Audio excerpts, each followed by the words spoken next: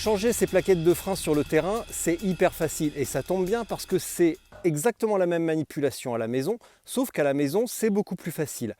Qui peut le plus, peut le moins, c'est ce que l'on va voir maintenant. Mon vélo est ici, je vais changer les plaquettes à l'avant et à l'arrière et tu vas voir, c'est hyper facile, ça prend un instant et il ne faut que quelques outils. Go! Quelques précautions d'usage avant de te lancer dans le changement de tes plaquettes sur le terrain. La première, évidemment, c'est d'avoir avec toi des outils, un multitool, un démonte-pneus, des plaquettes de rechange. Le lieu et la position de ton vélo pendant la réparation est également importante. On va essayer de mettre notre vélo plutôt sur de l'herbe, évidemment pas sur des cailloux pour éviter les rayures, mais plutôt sur de l'herbe, côté opposé au dérailleur, comme ceci. On évite la position retourner le vélo, le mettre sur la selle et le cintre, tout simplement parce que cela peut nuire par la suite à ton freinage, mais surtout, lorsque tu vas faire une petite opération comme les plaquettes, il y a le risque de faire chavirer son vélo et que là, il tombe sur le mauvais côté, un petit peu comme la tartine beurrée avec la confiture qui tombe toujours du mauvais côté sur le sol.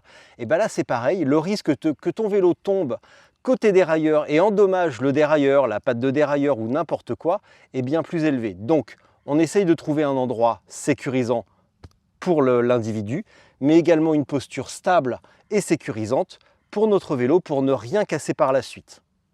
L'endroit où tu vas faire la réparation, évidemment, est important. Essaye de trouver un endroit où tu es à l'abri du passage, où tu ne te feras pas percuter.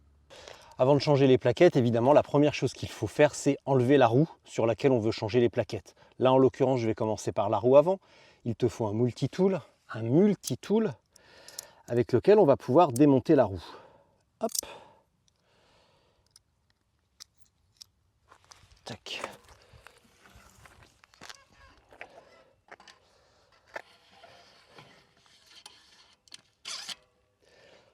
On veille à bien garder l'axe traversant à proximité pour ne rien perdre. Les plaquettes de frein, c'est ce petit truc que l'on voit ici, tu vois, là, dans ton étrier de frein. Et on peut constater déjà que les miennes sont quand même pas mal usées. Enfin déjà je l'entendais, je le sentais parce que je n'avais plus de frein. Mais là évidemment ça se voit. Donc c'est très facile, il y a une seule chose à faire. Tu vois ici, il y a une petite vis avec de l'autre côté, tac, ici une petite sécurité à enlever. On commence par enlever cette petite sécurité que l'on met à l'abri. Puis avec le multitool, on va simplement venir dévisser cette petite vis ici.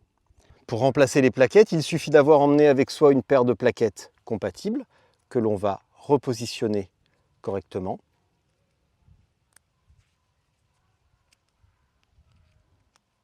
Tac.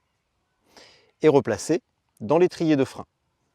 Selon les conditions du terrain, de boue, de météo, etc., il se peut que les pistons, donc les petites choses que l'on voit ici, soient légèrement trop ressortis. Dans ce cas-là, si on est sur le terrain, on va ressortir notre gros démonte-pneus et on va passer par l'arrière ici et repousser les pistons de cette manière-là.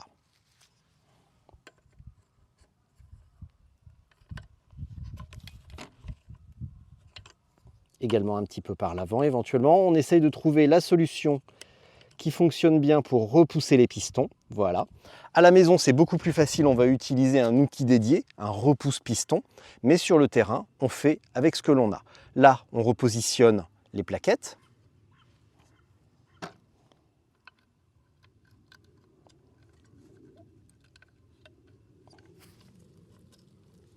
Voilà. On reprend la vis que l'on avait. On reprend le multitool.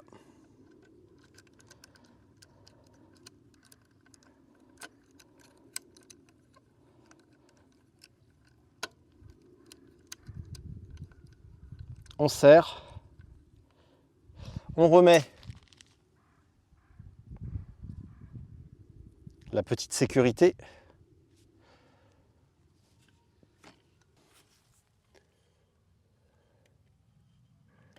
Hop. Et voilà, on se retrouve là donc avec des plaquettes parfaitement neuves. Par contre, on peut constater qu'il n'y a peut-être bien pas la place pour passer les disques.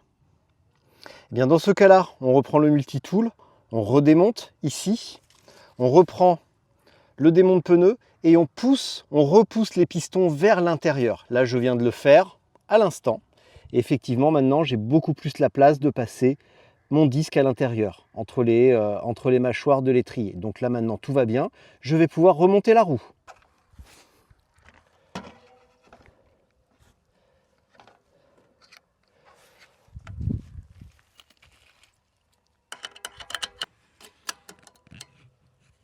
Alors maintenant, on va vérifier un truc, c'est que la roue tourne bien.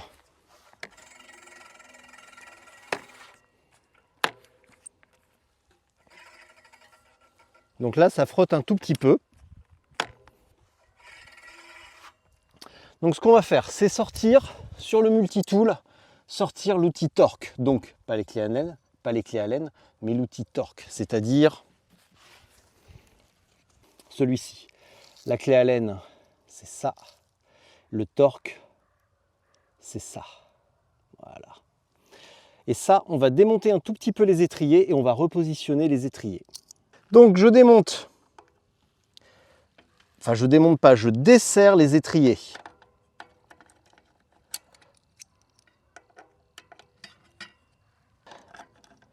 Jusqu'à ce que mes étriers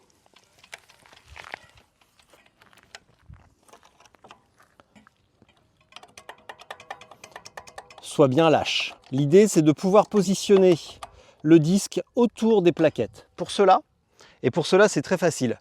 Une main sur la poignée de frein avant et je fais 3 pressions. 1, 2, 3, sans forcer. Et une 4e où je reste enfoncé jusqu'au bout, mais sans forcer comme un malade. Puis là, je resserre.